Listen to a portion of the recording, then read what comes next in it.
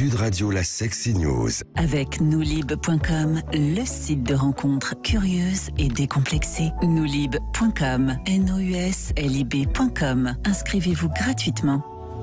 Eh bien, Bruno Clavier, nous avons le plaisir d'accueillir notre journaliste Soisy Belin, tout en beauté. Oui, aujourd'hui, je vais commencer par vous donner quelques chiffres, vous allez voir, pour planter le sujet. Je précise que quand je parlerai de société, j'inclus les nano, les micro-sociétés, les sociétés traditionnelles et puis les sociétés moins traditionnelles comme la nôtre. Alors, 17% des sociétés qui forment notre planète sont monogames. 17%. 82 sont polygames. C'est vrai ? Eh oui, c'est vrai. Eh oui, oui, mais là, c'est des sociétés, c'est pas le nombre d'individus. Non, c'est pas le nombre d'individus, c'est important. Mais bon, c'est quand même important. Ça dit quand même quelque chose. Donc, 82 sont polygames et 1% sont polyandres. Polyandres, soit pour une femme, le fait d'avoir plusieurs maris. Si à cela on ajoute les couples libres, alors ce n'est ni de la polygamie ni de la polyandrie, mais c'est une manière pour certains et certaines de ne pas se priver d'une certaine liberté sexuelle, tout en étant dans une relation classique d'époux plus traditionnelle. Eh bien, cette sacrée monogamie a du plomb dans l'aile.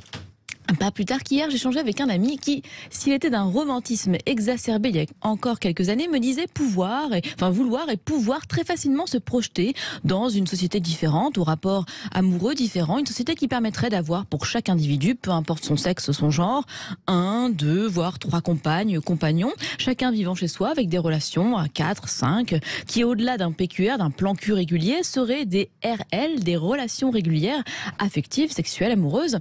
Alors ce qu'il essayait de m'expliquer, c'était qu'il ne voulait pas se retrouver frustré, si l'envie lui prenait d'avoir envie de connaître au-delà de la relation sexuelle une autre nana que son officiel qu'il est de par sa préexistence dans la relation. Donc finalement, s'il n'y avait plus d'officiel, voire s'il y en avait plusieurs des officiels, cela lui faciliterait les choses. Alors, cette monogamie, pour revenir à celle-ci, on sait d'où elle vient, on connaît son origine, la création du foyer, le rapport à la progéniture, la lignée, etc., etc. Mais est-ce bien naturel, finalement ? Alors, quand je pose cette question, évidemment, ne voyez pas un appel de révolutionnaire de ma part, je ne suis pas prête pour autre chose que la monogamie. Je reste d'un romantisme primaire peut-être, mais j'aime l'idée de la rencontre, d'une certaine accroche avec l'autre, d'une certaine... Arrêtez de nous mettre ça sur le dos du romantisme, hein. C'est pas du romantisme.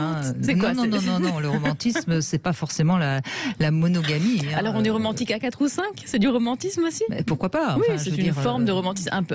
Vous êtes d'accord, hein, Bruno Clavier Ouais. Ah non, vous êtes d'accord avec moi ? Oui, je suis d'accord avec les deux. C'est une réponse de Normand, mais... N'est-ce pas ? Vous êtes polygame, d'ailleurs. Oui, puis je suis d'accord que le romantisme, il est partout. Il n'est pas forcément dans un modèle particulier. Mais bon, c'est vrai que c'est le modèle qui circule, oui, et on lui accole les comédies romantiques, etc., etc. Mais moi, en tout cas, ce qui me plaît, c'est pas le temps, l'exclusivité, mais l'évidence quand on rencontre une personne. Donc pour moi, la polyandrie, non merci. Que ferais-je de plusieurs époux ? Qu'est-ce que j'en ferais, quoi ? Il faudrait les satisfaire sexuellement. C'est fatigant. Si l'on reste dans un schéma classique où l'on considère un devoir conjugal, et si l'on reste avec ce vocable que je n'aime pas, mais qui sévit encore de nos jours, qui voudrait que l'homme prend et la femme se donne, alors dans la polyandrie, il faudrait se donner 2, 3, 4 fois plus.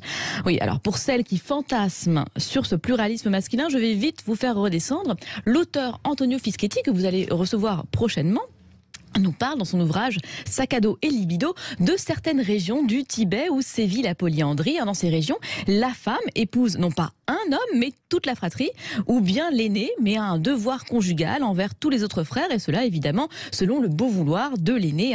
Alors selon les ethnologues, la polyandrie permettrait des avantages sociaux dans des sociétés où les hommes sont contraints de s'absenter sur de longues périodes. Les frères permettent donc de garder la femme dans le giron familial, et puis si l'aîné meurt, cette dernière n'est pas veuve, puisqu'un des frères prend la relève au pied levé. Et est-il question d'amour ? Alors je me permets de vous diffuser un court passage d'une émission diffusée sur France TV sur une société népalaise. On se connaît depuis toujours. On jouait déjà ensemble quand on était petits. Puis, au fur et à mesure, on est tombé amoureux. C'est pour ça qu'on s'est mariés. Donc je suis tombée amoureuse de cet homme. Mais je suis aussi mariée à lui. On vit ensemble tous les trois. Alors je précise que le jeune frère embarqué dans l'union par coutume est lui aussi tombé ensuite amoureux de la femme de son frère. Bon, alors du coup, relativisons tout ça, mais bon, précisons aussi que dans de nombreuses sociétés dites traditionnelle, même la nôtre parfois, elle ne fait finalement pas exception, c'est le devoir qui prend le pas sur l'amour. Et la religion, les coutumes, c'est tout de suite à cela que l'on pense lorsque l'on nous parle de polygamie, de polygynie plus précisément. Évidemment, on pense à l'islam en premier, puisque certains pays d'Afrique le pratiquent encore, c'est cette polygynie. Pourtant, sachez que cette pratique d'attachement des êtres préexistait à l'islam et que la religion n'a finalement fait que légiférer, recadrer en mettant quelques règles, comme par exemple un quota de femmes à épouser, soit pas plus de 4. Rassurant, me direz-vous. Et je vous conseille cependant la lecture du livre de Catherine Ternot aux éditions Grasset, La polygamie, pourquoi pas.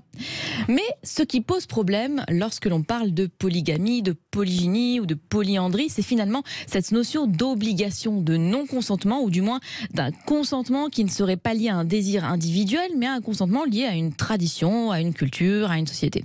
Alors pourquoi pas le polyamour, cette philosophie de vie qui permet d'aimer plusieurs personnes à la fois avec le consentement de tous les acteurs. Certains et certaines ont choisi d'opter pour cette façon d'aimer et de faire couple après des années de culpabilité.